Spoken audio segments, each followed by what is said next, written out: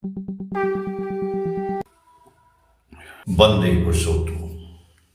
आज मैं आप लोगों के सामने ठाकुर जी की एक भक्त हुए श्री निरापद पांडा जी, वो एक एसपीआर थे। उन्होंने अपने जीवन की बातें जो ठाकुर जी के द्वारा उनको अनुभूति हुई और क्या क्या घटना घटी जो बताए हैं, वो मैं अपनी आवाज़ में व्यक्त कर रहा हूँ।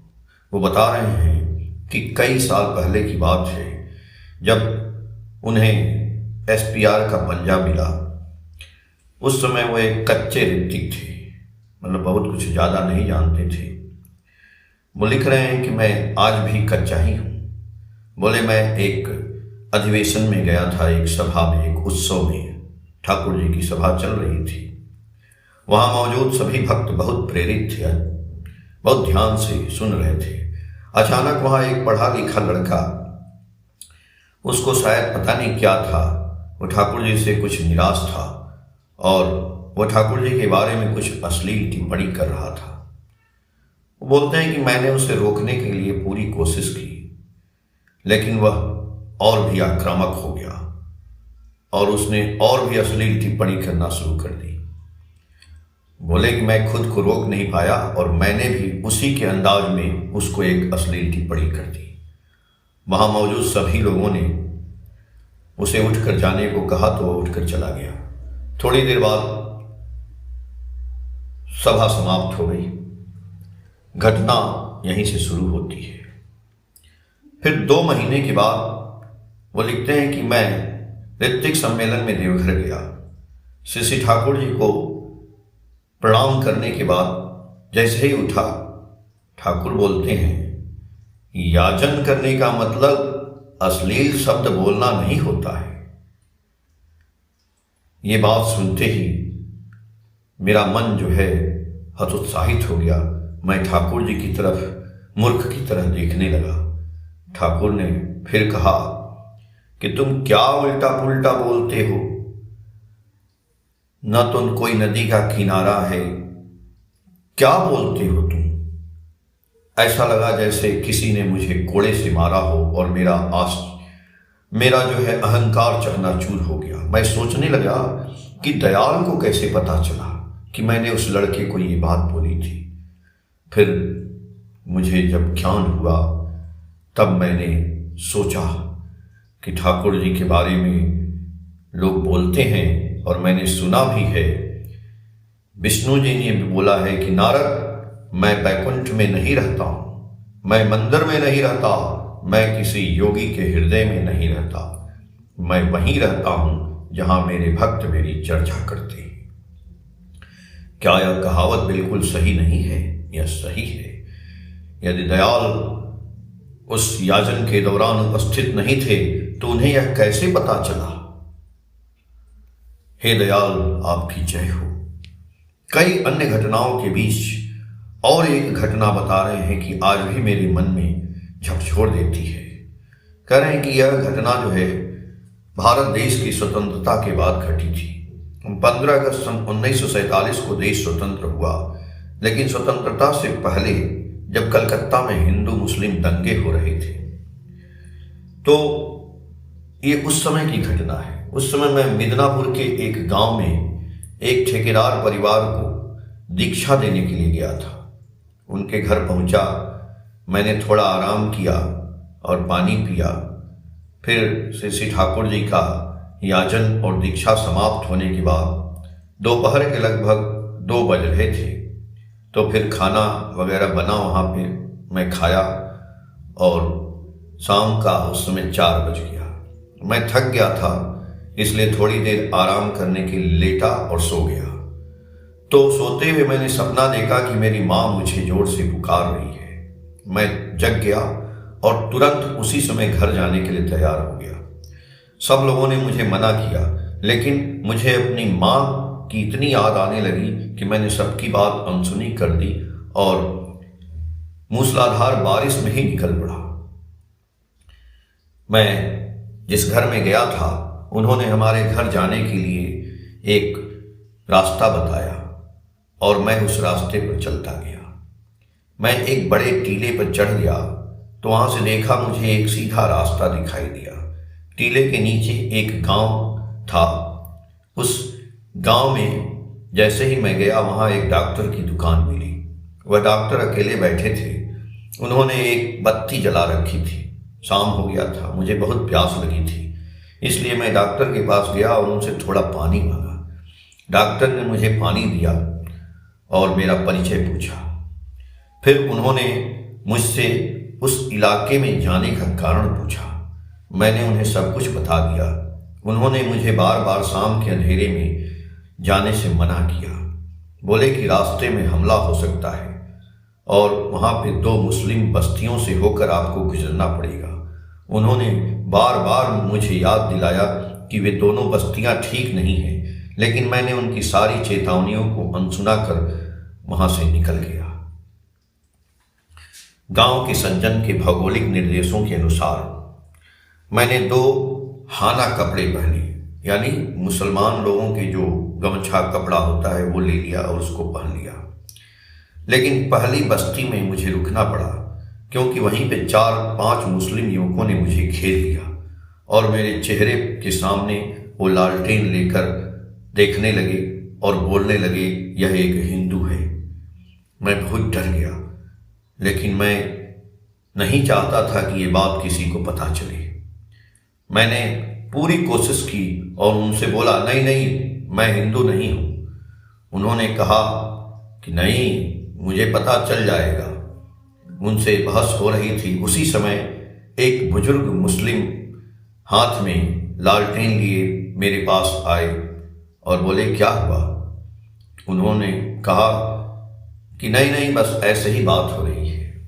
उस बूढ़े मुसलमान ने अपना हाथ उठाया, मेरे चेहरे की ओर देखा और कहा, तुम ठीक तो हो? तुम मेरे साथ चलो। और उन लोगों को बोले कि तुम लोग घर जाओ। वे लोग सड़क से हट गए, चले गए। वो मुस्लिम बुजुर्ग आगे आगे चलने लगे और मैं उनके पीछे पीछे चलने लगा। फिर भी मैं बीच बीच में झांक कर देख रहा था कि कहीं उनका कोई पीछा तो नहीं कर रहा है। लगभग 200 गज चलने के बाद वो बूढ़े मुस्लिम आदमी रुके और बोले, इतनी रात को इस रास्ते से आना तुम्हारे लिए अच्छा नहीं था। जिन लोगों ने तुम्हें घेरा था उनमें से 3 आज कलकत्ता में एक दंगे में शामिल होने गए थे। वे तुम्हें भी मार सकते थे। मैंने कहा, अल्लाह जिसे बचाता है उसे कौन मारता है? उन्होंने कहा, मुझे अब भी नहीं पता कि तुम कौन हो। वो बूढ़े आदमी ने कहा कि एक दिन आप PW विभाग के दफ्तर में कैशियर बाबू से अपने गुरु के बारे में कुछ चर्चा कर रहे थे और बातचीत के दौरान आपने मोहम्मद का भी जिक्र किया और मैंने देखा कि आप मोहम्मद के प्रति वैसी श्रद्धा रखते हैं जैसे कई मुसलमानों में नहीं होती। आप उन्हें बहुत पसंद करते थे, इसलिए आपका चेहरा जाना पहचाना लगता है। खैर, वो बूढ़े आदमी ने मुझे मुख्य सड़क तक पहुंचा दिया। मैं उस दिन लगभग आधी रात को घर पहुंचा। जब मैं घर पहुंचा तो पता चला कि मेरी माँ बहुत बीमार थी और मुझे यह भी पता चला कि दोपहर में वह बार बार मेरे बारे में बात कर रही थी। फिर 1 महीना बीत गया। मुझे याद नहीं कि मैं ठाकुर के दर्शन के लिए एक आदमी को लेकर के गया और वो आदमी जब ठाकुर जी का दर्शन करने लगा तो ठाकुर ने उससे क्या कहा, ठाकुर से उसने क्या बोला और ठाकुर जी ने उसे उत्तर दिया कि तुम्हें अपने माता पिता की बातें, अपने गुरुओं की बातें, अपने बड़ों की बातें सुननी चाहिए। और मेरी ओर देखते हुए ठाकुर ने कहा कि तुमने जिन लोगों के घर में दीक्षा दिए थे और तुम्हें डॉक्टरों ने और कई लोगों ने घर जाने से मना किया था और सबके अनुरोधों के बावजूद भी तुम घर चले गए। मैंने कहा कि मैं परेशान था क्योंकि मेरी माँ स्वप्न में याद आ रही थी, इसलिए मैं चला गया। श्री ठाकुर ने कहा, तभी तुम बच गए। यह सुनकर मुझे गहरा सदमा लगा। मैंने ठाकुर से बार बार पूछा कि आपको कैसे पता चला? श्री ठाकुर ने प्रेम भरी दृष्टि से मेरे चेहरे पर प्रेम भरी दृष्टि डाली और कहा, क्या तुम मेरी नजरों से ओझल हो गए हो? यह सुनकर मैं भयभीत हो गया। मैं कितना समय सोचने में व्यतीत किया, कितनी इच्छाओं और भोग विलास में मैं लिप्त रहता हूँ, इच्छाओं के आधार पर कितने शब्द बोलता हूँ, वह सब कुछ ठाकुर जी जानते हैं। मैंने मन ही मन कहा, हे ईश्वर आपकी जय हो।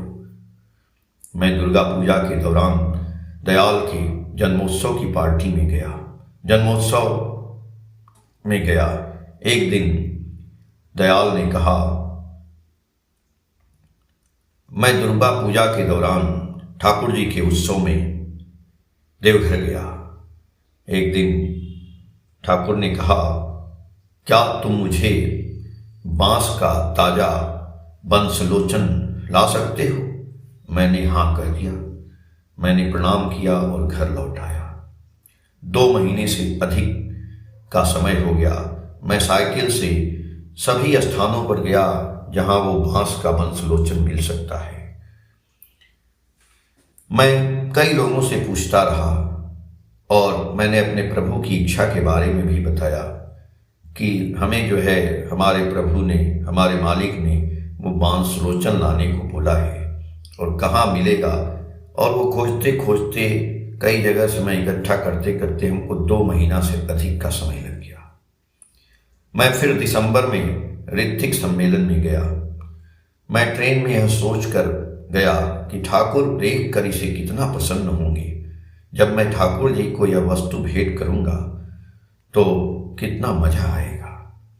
और जब मैं श्री ठाकुर जी को यह भेंट करने ही वाला था तो ठाकुर जी ने बोला कि इसे वीरेंद्र भट्टाचार्य को दे दीजिए और वापस आ जाइए। उस दिन लगभग रात 8 बजे श्री ठाकुर को प्रणाम करने के बाद मैं आदरणीय ऋत्विकाचार्य के घर गया, क्योंकि ठाकुर को प्रणाम करने के बाद मैं उन्हीं के घर ठहरता था।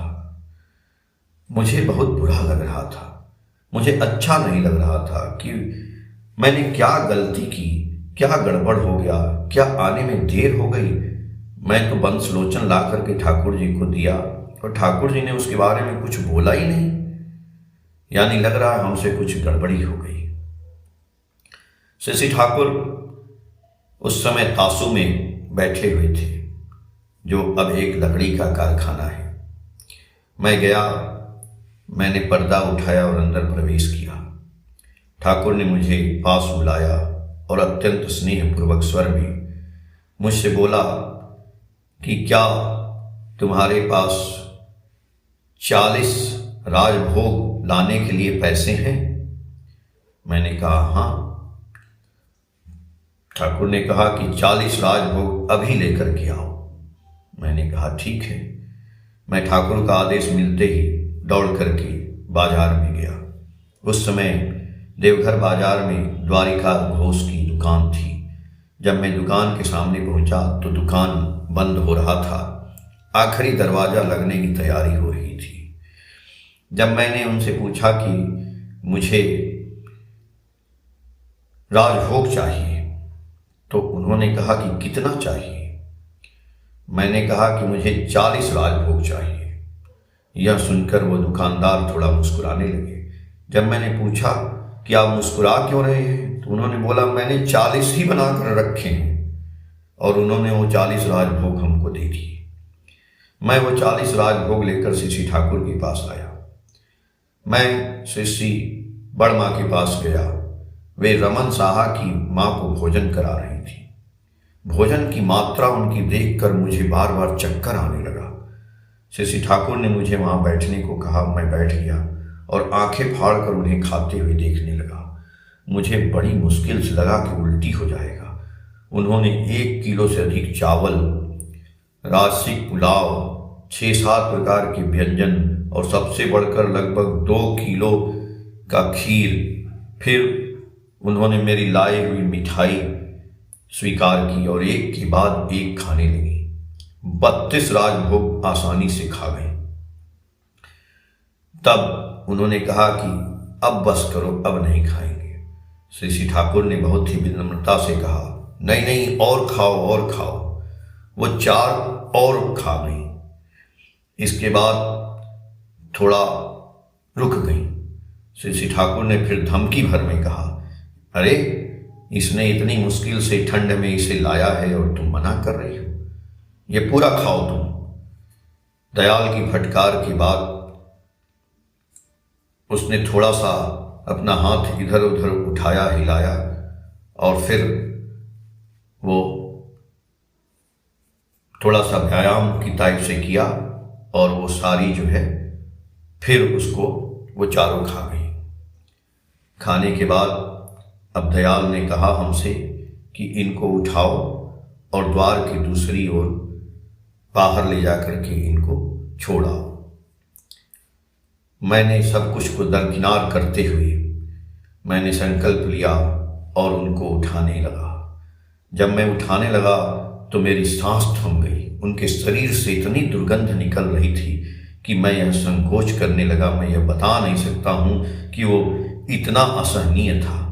खैर, आदेशानुसार मैं उन्हें द्वार तक ले गया और फिर मैं उसके बाद ऋत्विकाचार्य के घर जाकर उस भीषण ठंड में स्नान किया।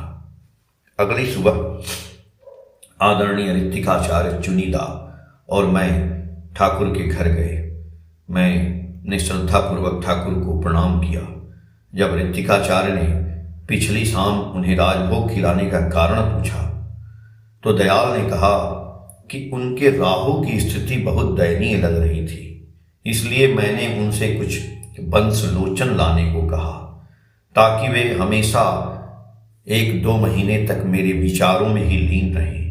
और पिछली शाम मैंने उन्हें एक जीवित आदमी को भोजन खिलाने के लिए ब्राह्मण को राहु के लिए ये दान कराया। आशा है इससे उनकी मृत्यु टल जाएगी।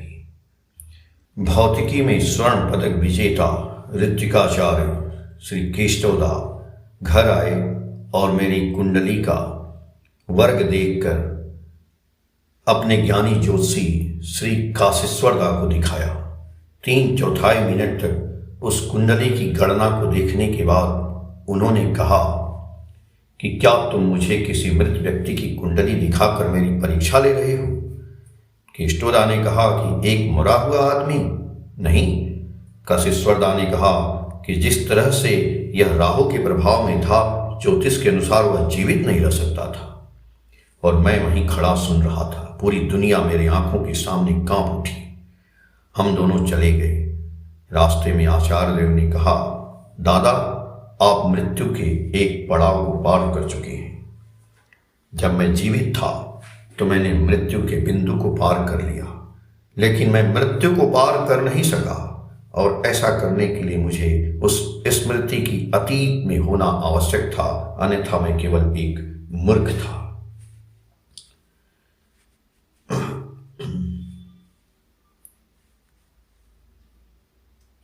आज श्री ठाकुर हमारे नेत्रों से ओझल हो गए हैं, इसलिए मैं उनकी स्मृतियों में खोया हुआ हूँ, परंतु उनके शारीरिक स्वरूप से मैं पूरी तरह वंचित नहीं हूँ।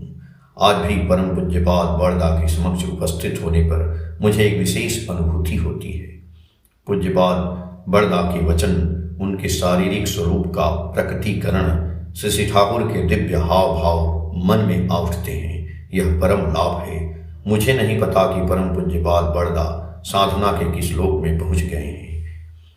यह कहना बहुत कठिन है, परंतु केवल वही आत्मा को प्राप्त कर सकता है जिसे परम पिता ने सब कुछ अपने हाथों में सौंप दिया हो। यही मेरा हृदय विदारक विश्वास है। परम पूज्यपाद बड़दा हमारे रक्षक हैं, इसलिए उन्हें अपने सामने रखकर श्रद्धा और भक्ति से हम अपने जीवन के देवता परम प्रेम में श्री ठाकुर के हित की स्थापना की मार्ग पर धीरे धीरे सच्चे और आनंदमय ढंग से अग्रसर होंगे। यदि हम गहन सचेत तपस्या के मार्ग का अनुसरण नहीं करेंगे तो दयाल के द्वारा अपने जीवन काल में धीरे धीरे निर्मित विश्व पवित्र समुदाय को जीवित रखना असंभव हो जाएगा। और यदि हम ऐसा नहीं करेंगे तो इनकी यह गहरी आशा, मैं आप लोगों के बीच रहना चाहता हूँ, पूरी नहीं होगी। वंदे पुरुषोत्तम। जय गुरु।